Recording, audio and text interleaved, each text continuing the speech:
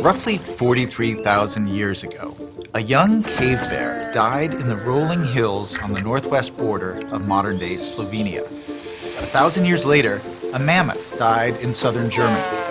A few centuries after that, a griffon vulture also died in the same vicinity. And we know almost nothing about how these animals met their deaths. But these different creatures dispersed across both time and space did share one remarkable fate. After their deaths, a bone from each of their skeletons was crafted by human hands into a flute. Think about that for a second. Imagine you're a caveman 40,000 years ago. You've mastered fire, you've built simple tools for hunting, you've learned how to craft garments from animal skins to keep yourself warm in the winter. What would you choose to invent next? It seems preposterous that you would invent the flute, a tool that created useless vibrations in air molecules. But that is exactly what our ancestors did. Now this turns out to be surprisingly common in the history of innovation. Sometimes people invent things because they want to stay alive or feed their children or conquer the village next door. But just as often, new ideas come into the world simply because they're fun. And here's the really strange thing. Many of those playful but seemingly frivolous inventions ended up sparking momentous transformations in science, in politics, and society. Take what may be the most important invention of modern times, programmable computers.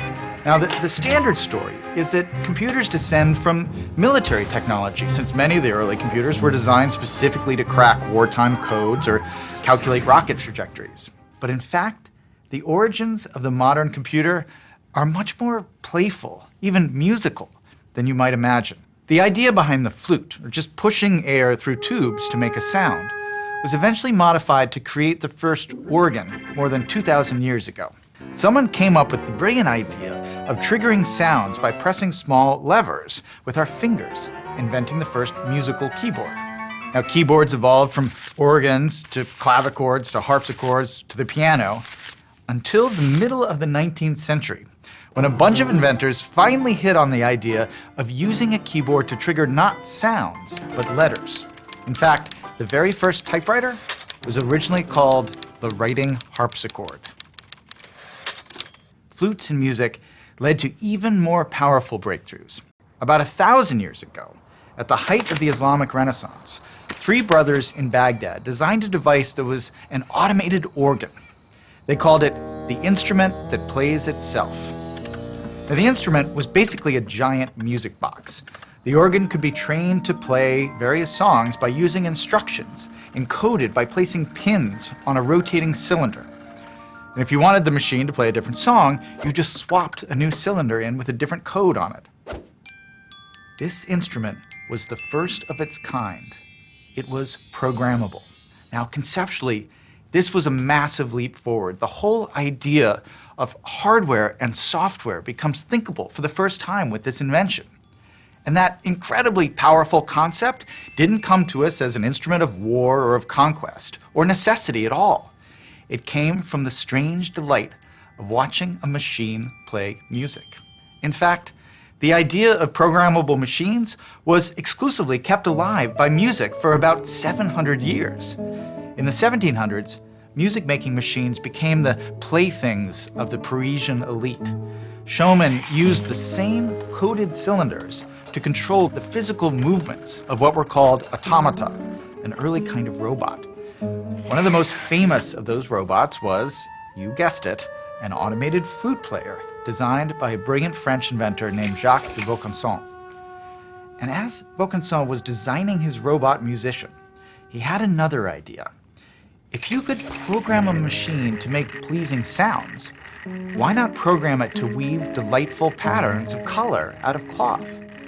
Instead of using the pins of the cylinder to represent musical notes, they would represent threads with different colors.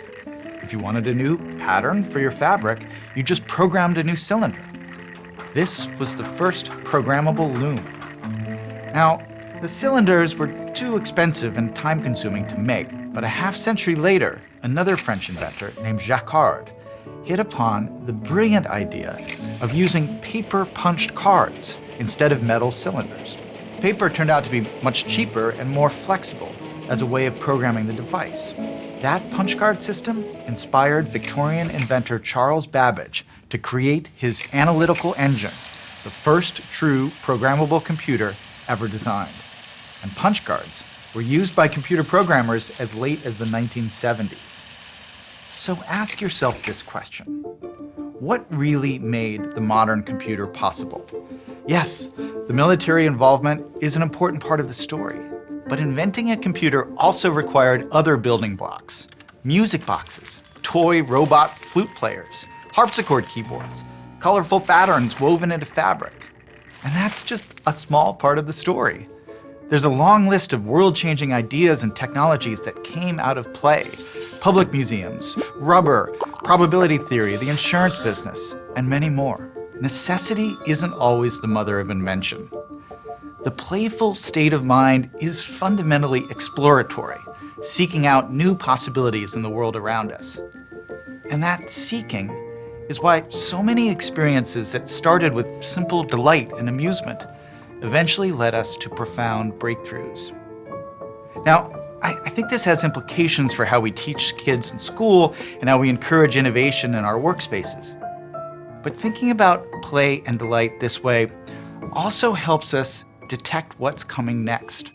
Think about it. If you were sitting there in 1750 trying to figure out the big changes coming to society in the 19th to 20th centuries, automated machines, computers, artificial intelligence, a programmable flute entertaining the Parisian elite would have been as powerful a clue as anything else at the time.